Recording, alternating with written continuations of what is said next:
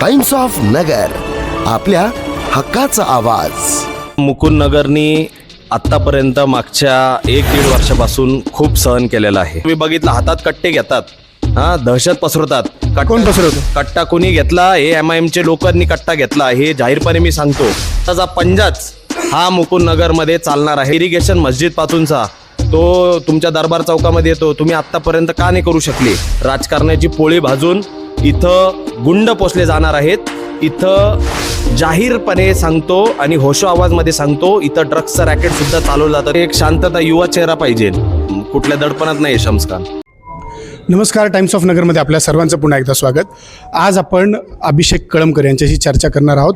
अभिषेक कळमकर हे अत्यंत ॲक्टिव्ह झालेलं आपल्याला पाहायला मिळतात आणि मुकुंद नगरमध्ये खास त्यांचं लक्ष आहे। 4 उमेदवार हे काँग्रेसचे आलेच पाहिजे याच्यासाठी ते प्रयत्न करत आहेत। अभिषेकजी, आपलं टाइम्स ऑफ नगरमध्ये हार्दिक स्वागत। धन्यवाद। कशा पद्धतीने मुकुंद नगरच्या निवडणुकीला आपण पाहता?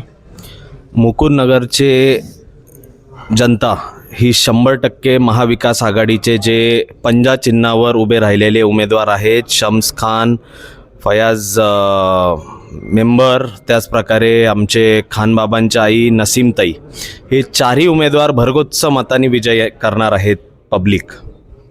आपण एकंदरीत पाहतो की तुमचे जे काँग्रेसचे शम्स खान आहे, तुमच्या शेजारी बसलेले आहेत, त्यांच्यावर कोणीतरी दहशत निर्माण करण्याचा प्रयत्न करतात आणि ते असं म्हणतात की गुंडागर्दी आणि दहशतमुक्त आपल्याला मुकुंद नगर करायचे। हे बघा, मुकुंद नगरनी आत्तापर्यंत मागच्या 1-1.5 वर्षापासून खूप सहन केलेलं आहे। या मुकुंद नगरचं आणि आपल्या शहराचं कुठंतरी एक डिस्कनेक्शन करायचं, हे जे आमदार आणि त्यांच्या टोळींकडून हे सातत्याने गेल्या 1 वर्षापासून होत होतं। त्यासाठी या मुकुंद नगरमध्ये अमन आणि शांती राहावी, त्यासाठी शम्स खाननी जनतेच्या मनामध्ये जाऊन जनतेशी बोलून, फयाज भाई असतील, आमच्या दर्गा दायऱ्यामध्ये नसीमताई असतील, आमचे वरती जर बघितलं तर खानबाबा असेल, ह्या सगळ्यांनी ह्या लोकांमध्ये कुठं भांडण तंटे नाही व्हावे, दंगलची परिस्थिती निर्माण नाही व्हावी, यासाठी सातत्याने प्रयत्न केला।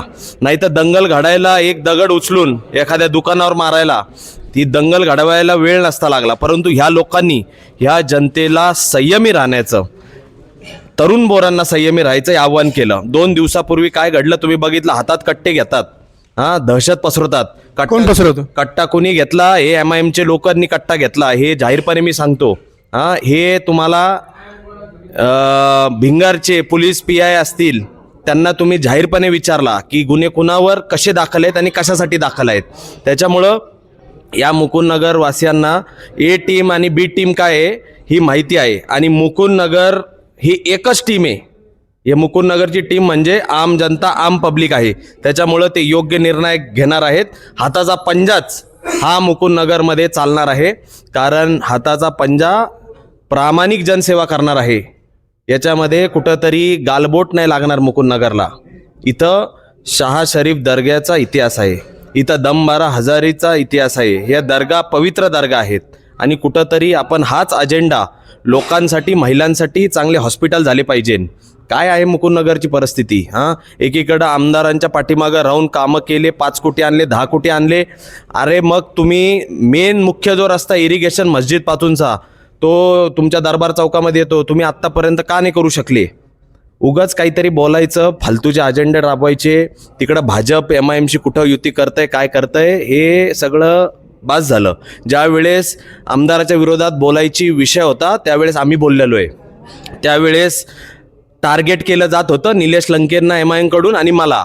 तुम्ही त्या ठिकाणी बोलले पाहिजे होते डायरेक्ट आमदारावर। आमदार इथं या शहराची शांतता ही भंग कशी होईल काहीतरी बोलायचं, हे प्रकार करत होते।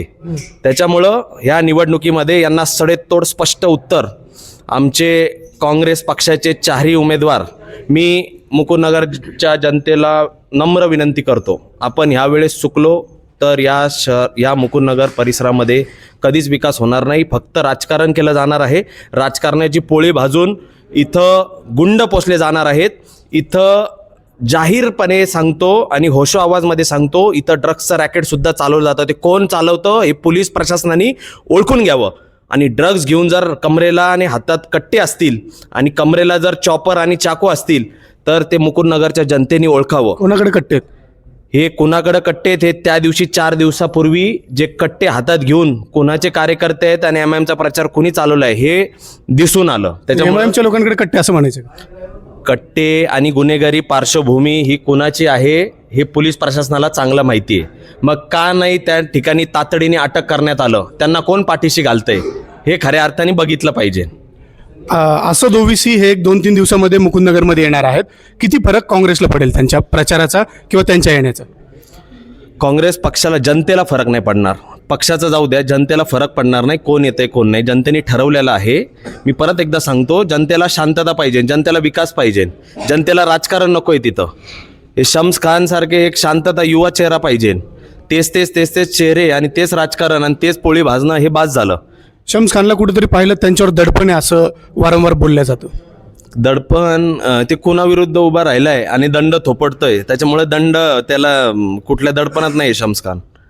नक्कीच हे होते अभिषेक कळमकर आणि राष्ट्रवादीचा युवा तरुण चेहरा म्हणून अभिषेक कळमकर यांच्याकडे पाहिलं जातं. आणि मुकुंदनगरच्या परिस्थितीवर सत्य आणि सडेतोड बोलणारं मी आहे. मी कोणालाही घाबरत नाही आणि कोण कट्टे लावतंय हे पोलीस प्रशासनाने शोधावं असं अभिषेक कळमकर म्हणतायत. नक्कीच आपण पुन्हा एकदा काँग्रेसच्या उमेदवारांच्या प्रतिक्रिया जाणून घेऊयात, MIMच्या प्रतिक्रिया जाणून घेऊयात आणि नक्कीच मैदानात कोण आहे आणि कोण बाजी मारतं हे पाहण्यासाठी टाइम्स ऑफ नगरला सबस्क्राईब करा आणि पाहत राहा टाइम्स ऑफ नगर.